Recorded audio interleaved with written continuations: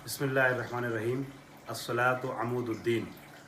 मैं अपने तमाम नाज़रीन और मुखातबीन, सामीन और मोमिनीन आपकी खिदमत में एक बार फिर अर्ज़ अदब करता हूँ, सलाम अर्ज़ करता हूँ और उम्मीद करता हूँ आप सब बख़ैर होंगे और आपके आमाल की कबूलियत के लिए बारगाह खुदावंदी में दस्त बदुआ हूँ।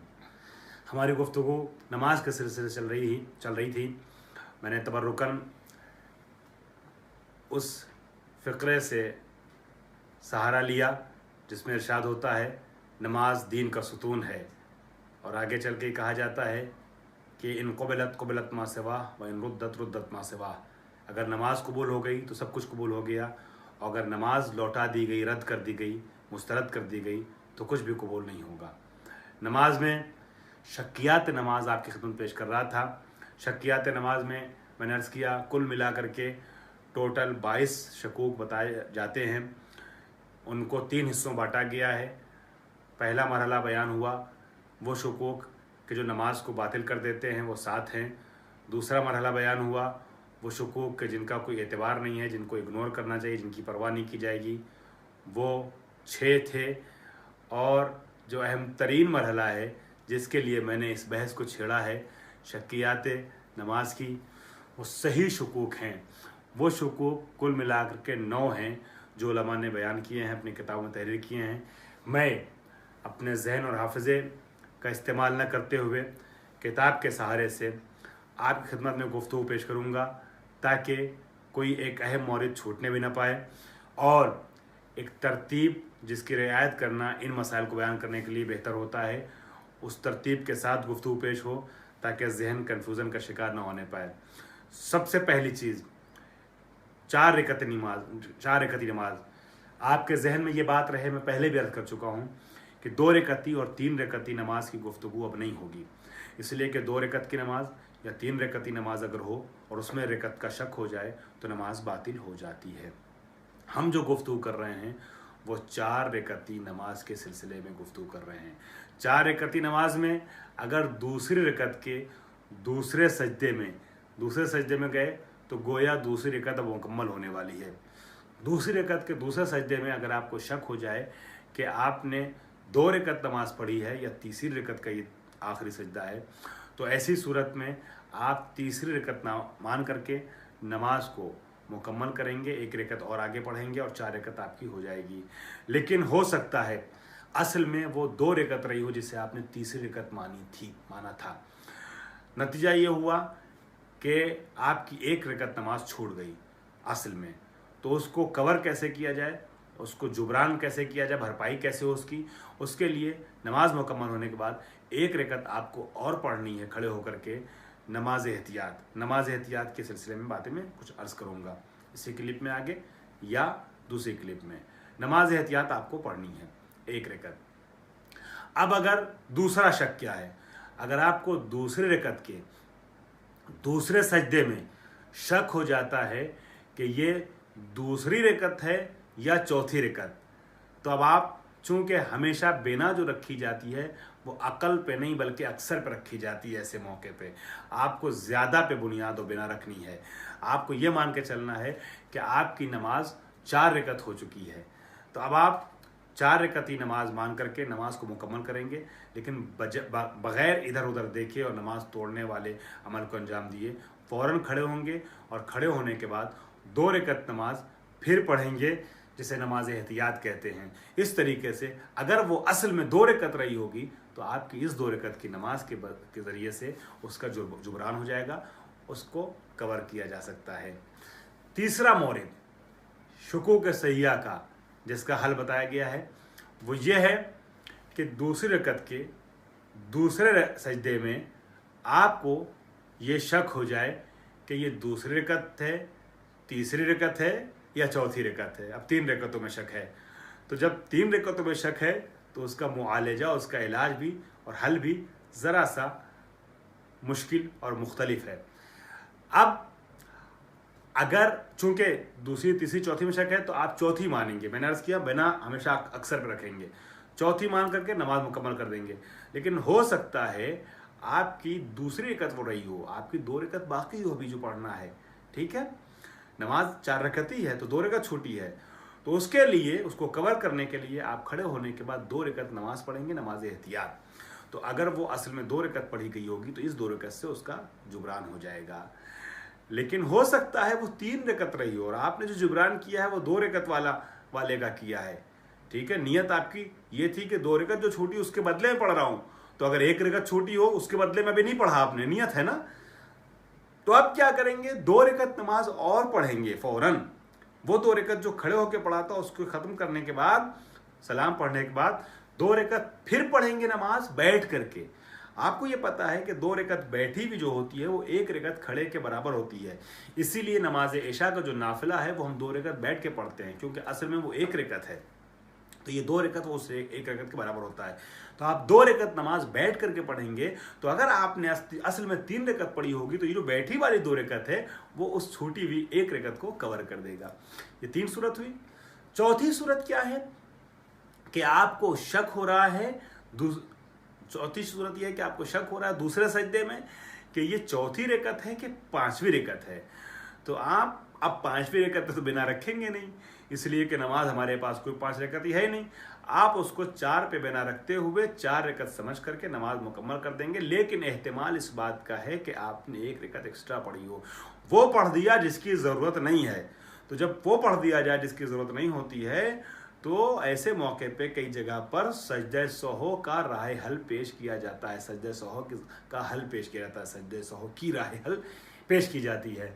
अब आपको सजदे सहौ करना, 2 सजदे सहौ करना। सजदे सहौ भी नमाज एहतियात के साथ मैं बयान करूंगा कि सजदे सहौ कैसे करना है और किन किन मवारिद में करना है। बहरहाल ये जगह है सजदे सहौ करने की कि अगर आपको 4 रकती नमाज में, दूसरी रकत 4 रकती नमाज में दूसरे सजदे के बाद शक हो जाए कि 4 रकत पढ़ी कि 5 रकत पढ़ी, तो 4 मानते हुए आप नमाज मुकम्मल कर देंगे, ठीक है। और उसके बाद 2 रकत 2 सजदा करेंगे जिसे सजदे सहौ कहते हैं। ये 4 जगह हुई। 5वीं जगह क्या है कि जहां पर आपको शुकू के सैया में शक हो रहा है, शुकू के सही की बात कर रहा हूं मैं। अगर आपको शक हो रहा है उसकी 5वीं जगह क्या है, नमाज के दौरान जिस वक्त भी किसी को 3 रकत और 4 रकत के दरमियान शक हो, ज़रूरी है कि ये समझ ले कि 4 रकतें पढ़ी हैं और नमाज को तमाम करे और बाद में 1 रकत नमाज एहतियात खड़े होकर या 2 रकत बैठकर पढ़े। अब ये गुफ्तगू सजदे की कंडीशन से मुक़य्यद नहीं है।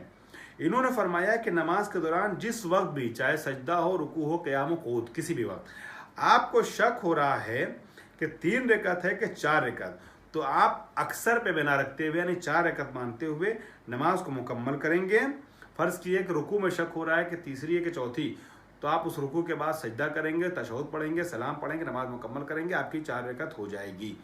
फिर आप क्या करेंगे, 1 रकत खड़े होकर के या 2 रकत बैठ करके नमाज पढ़ेंगे जिसे नमाज एहतियात कहते हैं, ताकि अगर वो असल में 3 रकत रही हो तो आपकी इस 1 रकत खड़े या 2 रकत बैठ कर नमाज पढ़ने के नतीजे में उसका जुबरान हो जाए, कवर हो जाए। उसके बाद छठा मौरिद क्या है, अगर क़याम के दौरान खड़े हैं, क़याम के दौरान किसी को 4 रकतों और 5 रकतों के बारे में शक हो जाए तो ज़रूरी है कि बैठ जाए। अभी रुकू सजदे में नहीं है, क़याम की हालत में है, उसको शक हो गया कि 4 रकती है कि अभी जो इसके पहले हमने पढ़ा था वो सजदे में, वो भी दूसरे सजदे में था कि 4 रकत के 5 रकत, तो उसका हल बताया गया। अब यहाँ हालत क़याम में, अभी रुकू में भी नहीं गए हैं, हालत क़याम में शक हो जाए कि 4 रकतें पढ़ी हैं, ठीक है, ये चौथी रकत है कि 5वीं रकत है, ठीक है, 4 रकतों और 5 रकतों के बारे में शक हो जाए तो ज़रूरी है कि बैठ जाए और तशहुद और सलाम पढ़े और 1 रकत नमाज एहतियात खड़े होकर या 2 रकत बैठकर पढ़े, ठीक है। यहाँ पर नमाज एहतियात की उन्होंने बात की है। क्यों नमाज एहतियात की बात की है, क्योंकि अभी वो तीसरी और चौथी में तो शक नहीं ना है कि 1 रकत बाकी है, ये तो चौथी और 5वीं में शक है, ठीक है, चौथी और 5वीं में शक है, लेकिन रुकू से रकअत बनता है। आपको क़याम की हालत में शक हुआ तो अभी आप रुकू में नहीं गए, अभी सजदे बाकी थे और आप बैठ गए चौथी रकत, वो आप 5वीं पे ये समझते हुए कि 4 हो गई होगी और आपने बैठ करके जो है वो आपने नमाज मुकम्मल कर दी, तशहुद सलाम पढ़ दिया। हो सकता है असल में वो चौथी ही रकत रही हो जिसका आपने रुकू नहीं किया, जिसका आपने सजदा नहीं किया, तो गोया 1 रकत आपकी रह गई है। उस छूटी हुई रकत को कवर करने के लिए आपको एक रकत नमाज एहतियात पढ़नी पड़ेगी। ठीक है, ये छठा मौरिद था, एक रकत नमाज एहतियात खड़े होकर के या 2 रकत बैठ करके। सातवां मौरिद कि जहां पर शक हो नमाज में और उसका हल बताया गया, वो क्या है? अगर क़याम के दौरान किसी को 3 और 5 रकतों के बारे में शक हो जाए तो ज़रूरी है कि बैठ जाए और तशहुद और नमाज का सलाम पढ़े और 2 रकत नमाज एहतियात खड़े होकर पढ़े। क्यों 2 रकत पढ़ेगा? क्यों 2 रकत पढ़ेगा? कहते हैं कि अगर तीसरी 3 और 5 रकतों में शक हो और क़याम की हालत में है तो अभी रुकू और सजदा तो तीसरी कभी नहीं किया, हो सकता है असल में तीसरी रकत भी कभी रुकू और सजदा ना हुआ हो, वो तीसरी रकत रही हो जिसमें शक है, तीसरी 5वीं, और बैठ गया, तो अभी तीसरी रकत का भी रकत बाकी है, रुकू बाकी है, सजदा बाकी है। तो ज़रूरी है कि 2 रकत नमाज एहतियात पढ़े ताकि वो जो 2 रकत छूटी है, यानी आपने मुकम्मल 2 की थी, तीसरी रकत शुरू की थी, अभी आपने क़याम की हालत में थे तो असल में आपने 2 मुकम्मल की थी, तो गोया 2 बाकी है 4 रकत नमाज में, तो जो 2 बाकी रह गया था उसके बदले में जो 2 रकत नमाज आप पढ़ेंगे एहतियात के तौर पे वो कवर कर देगा। ये हो गई आपकी 7 जगहें। 8वीं जगह क्या है? अगर क़याम के दौरान किसी को 3, 4 और 5 रकतों के बारे में, ये 3, 4, 5 हो गया, हम 2, 3 और 4 का हल पढ़ चुके हैं। अब ये 3, 4, 5 तीसरी, चौथी और 5वीं रकत के बारे में अगर शक हो जाए तो ज़रूरी है कि बैठ जाए और तशहुद और नमाज का सलाम पढ़े और 2 रकत नमाज एहतियात खड़े होकर पढ़े। ठीक है, अगर क़याम के दौरान, मैं नीचे आता हूँ, 8वां मौरिद, अगर क़याम के दौरान किसी को 3, 4 और 5 रकतों के बारे में शक हो जाए तो ज़रूरी है कि बैठ जाए और तशहुद पढ़े और सलाम नमाज के बाद 2 रकत नमाज एहतियात खड़े होकर और बाद में 2 रकत बैठ कर पढ़े, क्योंकि शक उसको तीसरी, चौथी और 5वीं में था। अब ये 2 रकत खड़े होकर के और 2 रकत बैठ करके क्यों कहा गया? उसकी वजह है। उसकी वजह क्या है? अगर वो तीसरी रकत रही होगी तो अभी 2 रकत पढ़ना बाकी था, क्योंकि 2 रकत मुकम्मल किया था, तीसरी के क़याम में था, 2 बाकी थी ना, तो उस 2 रकत के बदले में जो उसने 2 रकत खड़े होकर एहतियात पढ़ी है, नमाज एहतियात कवर हो जाएगी। हो सकता है तीसरी पढ़ चुका हो, वो चौथी रकत रही हो तो उसकी 1 रकत बाकी थी, उस 1 रकत को कवर करने के लिए, उसको जुबरान करने के लिए 2 रकत नमाज बैठ करके पढ़ेगा, जो 1 रकत के बराबर हो जाएगी। ये है 8वां राय हल। अब 9वां और आखिरी राय हल है जो आपकी खिदमत पेश कर रहा हूं, वो क्या है? अगर क़याम के दौरान किसी को 5 और 6 रकतों के बारे में शक हो जाए तो ज़रूरी है कि बैठ जाए और तशहुद और नमाज का सलाम पढ़े और 2 सजदे सहौ बजा लाए। ठीक है, अगर क़याम के दौरान 5 और 6 का, तो आपको याद होगा बताया था 4 और 5 में शक हो जाए तो गोया उसने मुमकिन है 1 रकत ज़्यादा पढ़ा हो, ज़्यादा अगर पढ़ दिया है, भूले से कुछ कर दिया है तो उसके बदले में 2 सजदे सहौ था ना। यहाँ पे भी 4 रकत तो पढ़ ही चुका यकीनन, चूंकि शक 4, 5, 6 में है, तो अब उसको रकत का जुबरान नहीं करना है। हो सकता है 5 या 6 पढ़ाओ, कुछ ज़्यादा हो गया हो भूले से, तो भूले से कुछ ज़्यादा हो गया है, उसके बदले में 2 सजदे सहौ करेगा। अब 2 चीज़ें मैं जल्दी अर्ज कर दूँ। शकियात नमाज, उसका राय हल बयान कर दिया। मैंने आपसे वादा किया नमाज एहतियात के बारे में और सजदे सहौ के बारे में बयान करने के लिए। तो नमाज एहतियात जो है किसे कहते हैं? नमाज एहतियात पढ़ने का तरीका क्या है? जब आप नमाज मुकम्मल कर लेते हैं अपनी, तो बगैर इधर उधर देखे, दाएं बाएं, बगैर कोई ऐसा काम किए जिससे नमाज टूटती है, फ़ौरन खड़े होते हैं और अगर 1 रकत नमाज पढ़ना है तो अल्लाह अकबर कहते हैं, अल्हम्दुलिल्लाह पढ़ते हैं, रुकू सजदा तशहुद पढ़ करके नमाज मुकम्मल कर देते हैं। 2 रकत अगर नमाज आपको पढ़ना नमाज एहतियात, तो फिर आप खड़े होते हैं, अल्लाह अकबर कहते हैं और अल्लाह अकबर कहने के बाद आप अल्हम्दुलिल्लाह पढ़ते हैं और उसके बाद रुकू सजदा करते हैं, फिर खड़े होते हैं, फिर अल्हम्दुलिल्लाह पढ़ते हैं, रुकू सजदा तशहुद सलाम के बाद नमाज मुकम्मल कर देते हैं। बैठ करके अगर पढ़ना है तो जैसे नमाज इशा का नाफिला पढ़ते हैं आप, उसी तरीके से अल्लाह अकबर कह करके आप बैठेंगे 2 जानू, और उसके बाद अल्हम्दुलिल्लाह पढ़ेंगे, फिर रुकू और सजदे की कैफियत जो होती है उसको पूरी करेंगे, फिर बैठ जाएंगे क़याम की नीयत से, और उसके बाद फिर आप जो है वो अल्हम्दुलिल्लाह पढ़ेंगे, रुकू सजदा तशहुद सलाम मुकम्मल करेंगे। आपके ज़हन में सवाल उभर रहा होगा कि मौलाना नमाज एहतियात का तरीका बता रहे हैं और कह रहे हैं अल्हम्दुलिल्लाह से शुरू कीजिए, अल्हम्दुलिल्लाह से शुरू कीजिएगा तकबीर कहने के बाद। जी, इसमें आपको सूरा नहीं पढ़ना है, दूसरा वाला सिर्फ अल्हम्दुलिल्लाह पढ़ना है नमाज एहतियात में, ठीक है। नमाज एहतियात में आपको सिर्फ और सिर्फ। अब उसके बाद रही बात सजदे सहौ की। सजदे सहौ क्या होता है? जब 5 जगह ऐसी हैं कि जहाँ पे सजदा सहौ किया जाता है, उनमें से कोई एक मौका पेश आ जाता है तो आप अल्लाह अकबर कहते हैं, सजदे में जाते हैं, फिर उठते हैं, अस्तगफिरुल्लाह कहते हैं, फिर सजदे में जाते हैं, और उसके बाद फिर उठते हैं, बैठते हैं, बैठने के बाद तशहुद और सलाम कहते हैं। सजदे सहौ की बात मुकम्मल हो जाती है। सजदे सहौ आप किन जगहों पे करते हैं, है ना, उनको मुलाहिजा फरमा लिए। सजदे सहौ नमाज की हालत में सहवन कलाम कर दे। कोई आ गया और आपने उससे कहा अरे भाई देखो उधर मत जाना, वहाँ पे वो जो है वो करंट लग जाएगा, वहाँ पर तार खुला हुआ है। आपको ध्यान नहीं था और आपने बोल दिया। बच्चा कोई आ गया, बच्चे को पकड़ो पकड़ो, देखो बच्चा जा रहा है, वहाँ सामने चाकू रखा है, छू लेगा, हाथ काट लेगा। कोई भी कलाम सहवन भूले से हो जाए तो वहाँ पर आपको सजदे सहौ करना है। जहाँ सलाम नहीं है वहाँ पे आप मिसाल के तौर पर पहली रकत में आपने भूले से, या 4 रकती नमाज में तीसरी रकत में आपने भूले से या दूसरी रकत में तशहुद के बाद आपने सलाम पढ़ दिया। जहाँ सलाम की जगह नहीं है वहाँ सलाम अगर पढ़ दिया जाए तो उसके बदले में उसकी ऐसी जगह पे सजदे सहौ किया जाता है, 2 सजदे सहौ। तशहुद भूल जाए तो वहाँ पर सजदे सहौ करेंगे बाद में।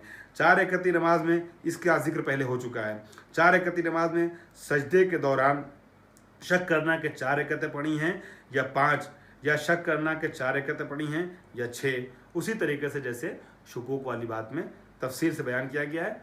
आप लोग मुतालिया और मुराजिया कर सकते हैं असल किताब की तरफ। यहाँ पे भी आपको सजदे सहौ करना है। आखिरी मौरिद क्या है, आखिरी जगह क्या है? नमाज के बाद इजमालन ये जानता हो कि नमाज में गलती हुई है, कुछ कम या ज़्यादा हुआ है। ये जानता है कि कुछ कम या ज़्यादा हुआ है, अलबत्ता उसको ये नहीं पता कि क्या कम और क्या ज़्यादा हुआ, मगर ये पता है कुछ ना कुछ गलती से छूट गया है या इजाफा हो गया है। तो ऐसी सूरत में भी सजदे सहौ करेंगे, ऐसी सूरत में भी सजदे सहौ करेंगे। और मैं आपकी खिदमत में 1 मिनट आपको रोक करके ये अर्ज़ कर दूँ, शक्यात नमाज का अहम चैप्टर मुकम्मल हुआ। हमारी इस गुफ्तगू को आमादा करने के लिए, इस तरीके के लेक्चर को, दर्स को पेश करने के लिए जो लोग भी हमारी तशरीह को तरगीब कर रहे हैं, हौसला अफजाई कर रहे हैं या हमारा साथ दे रहे हैं, हम उन तमाम लोगों का शुक्रिया अदा करते हैं। बिलखुसूस दर बतूल से जो लोग वाबस्ता हैं, दर बतूल पे अपने सर तस्लीम को खम किए हुए हैं, हाज़िरी देते हैं दर बतूल पर, उन लोगों का शुक्रिया, उनके अरकान का शुक्रिया, तमाम अफराद का जो लोग भी मेरा साथ दे रहे हैं जिस तरीके से भी इस कार्य खैर को आगे बढ़ाने के लिए, और जो लोग हमें दावत दे रहे हैं, जिनके कहने पर, जिनकी दावत पर मैं इस अम्र को अंजाम दे रहा हूँ, उन तमाम लोग बिलखुसूस जनाब मसूद नकवी साहब, नादिर साहब और ज़ेब जैदी साहब और अली काज़मी साहब, दर बतूल में जो लोग खिदमत अंजाम देते हैं, मैं देखता हूँ सलाम के ज़रिए, हदीस कैसा वगैरह के ज़रिए से, अज़ान के ज़रिए प्रोग्राम आता है, उन सब का शुक्रिया। मैं अपनी तरफ से, अपने हिस्से से शुक्रिया अदा करता हूँ मौलाना नबील अवान साहब का भी, कि जो हमारे साथ इंग्लिश में लेक्चर दे रहे हैं, और दर बतूल और इनसे जुड़े हुए जो अफराद जहाँ जहाँ भी हैं, खादिमीन ज़हरा, मुहिब्बान अहले बैत, सबके लिए रमज़ान मुबारक में काविशें कर रहे हैं, खिदमत अंजाम दे रहे हैं। जनाब तालिब वास्ती साहब, मासूम नन्हे साथी हमारे, यावर अली हुसैनी और दूसरे जो लोग भी हमारी फैमिली के तमाम अफराद जिस तरीके से हमारे साथ शामिल हैं, इन तमाम लोगों का मैं शुक्रिया अदा करता हूँ और इनकी तौफ़ीक़ात में इजाफ़े के लिए दुआ करता हूँ। वाखुदावाना अनिल हम्दुलिल्लाहि रब्बिल आलमीन।